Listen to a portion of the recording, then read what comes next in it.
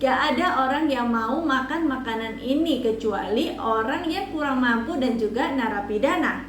Bahkan ada julukan nih bagi lobster tersebut, yaitu kecoa laut.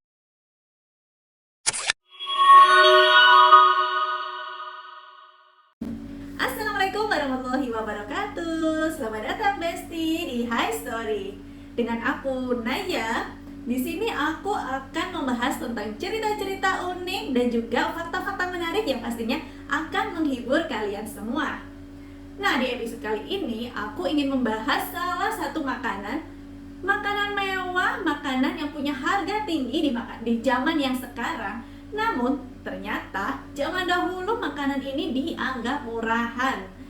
Gak ada orang yang mau makan makanan ini kecuali orang yang kurang mampu dan juga narapidana. Penasaran banget sih Besti, gimana sih perjalanannya? Kok bisa dari makanan yang murahan ini jadi makanan yang mahal? Oke, langsung aja, ini dia ceritanya.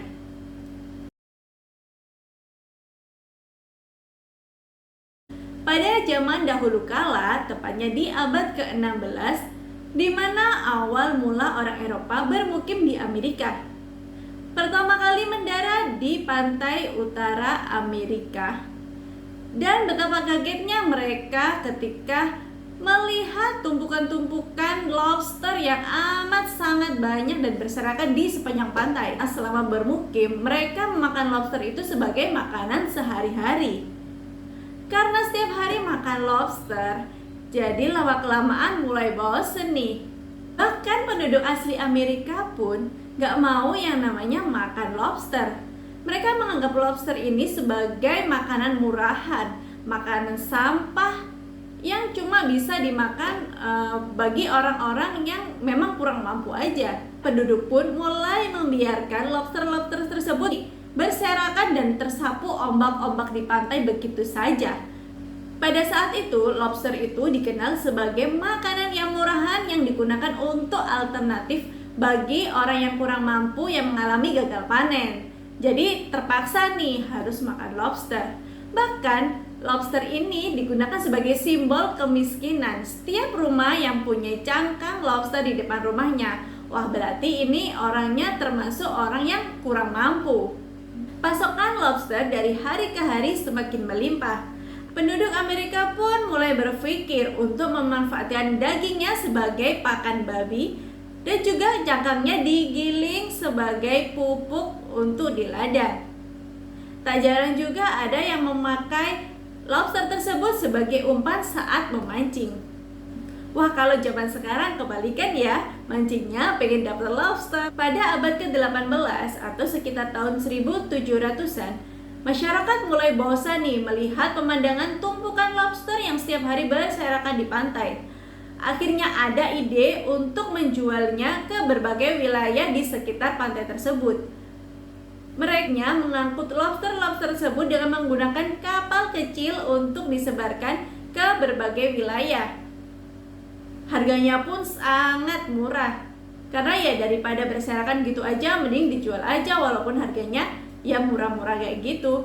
Akhirnya dari sini pemerintah mulai melirik nih, gimana kalau lobster ini digunakan sebagai menu di penjara. Jadi para narapidana ini akan dikasih menu olahan dari lobster.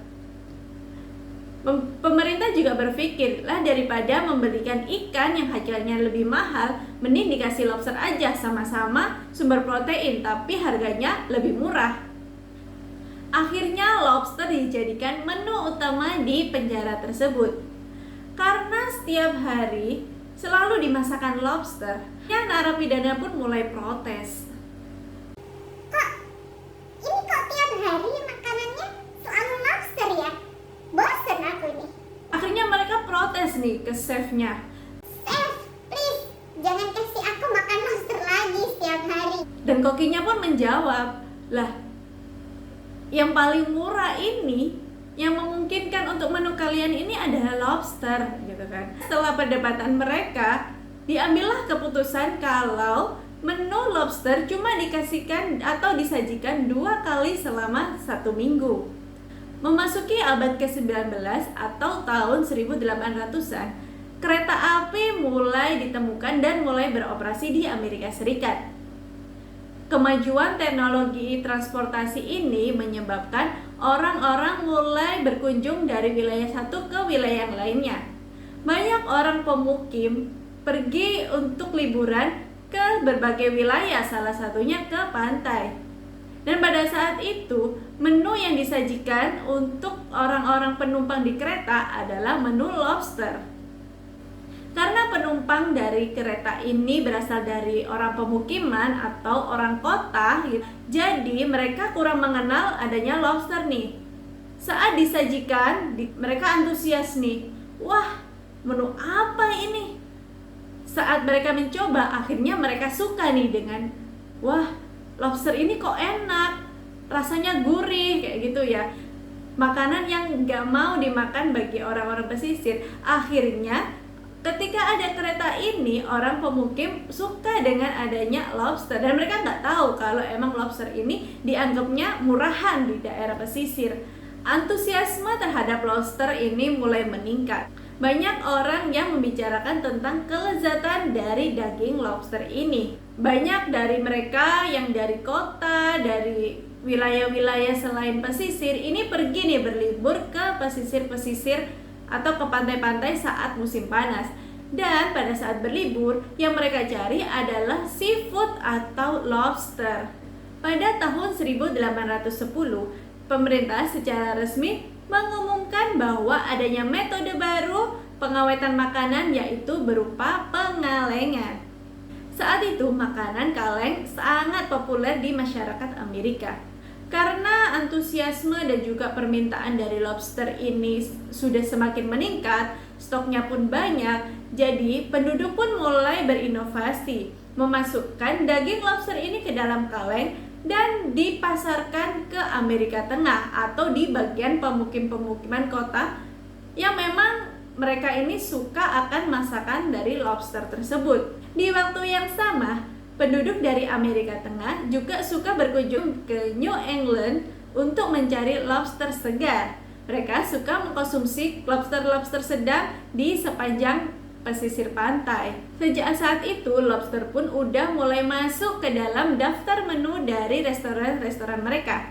Pada tahun 1880-an, para chef mulai berinovasi untuk mencari menu atau resep-resep masakan olahan lobster yang lebih spesial lagi. Akhirnya, para chef ini menemukan caranya untuk menyajikan lobster menjadi lebih spesial. Lalu dihidangkan dengan menggunakan piring yang cantik dengan sajian roti di sampingnya. Sejak saat itu, menu olahan lobster menjadi primadona bagi masyarakat Amerika.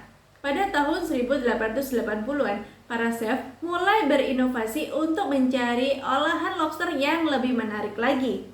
Akhirnya, mereka menemukan ide nih, kalau memasak lobster harus dalam keadaan yang segar.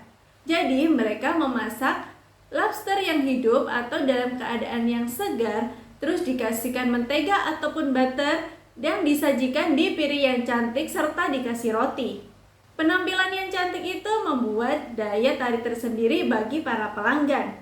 Pada saat itu olahan lobster semakin diminati karena rasanya yang enak dan juga dijual di restoran-restoran mewah. Namun ada satu kendala nih, karena dijualnya di restoran mewah, pasti harganya mahal juga. Hanya orang-orang tertentu saja yang bisa membeli olahan lobster pada saat itu. Permintaan semakin banyak dari tahun ke tahun, dan puncaknya terjadi pada tahun 1920-an, di mana stok lobster sudah mulai menipis sedangkan permintaannya terlalu banyak. Melambungnya harga lobster ini menyebabkan daya beli masyarakat sudah mulai menurun nih. Hanya orang-orang tertentu saja yang bisa membeli lobster. Melambungnya harga lobster ini menyebabkan permintaan menjadi sedikit menurun karena hanya orang-orang tertentu saja atau orang yang memang punya uang yang bisa membeli lobster di restoran-restoran. Banyak orang-orang membeli lobster di kemasan kaleng karena dirasa lebih murah daripada membeli lobster di restoran. Bahkan selama Perang Dunia II, Makanan kaleng lobster ini menjadi favorit bagi para tentara-tentara yang ikut perang pada saat itu.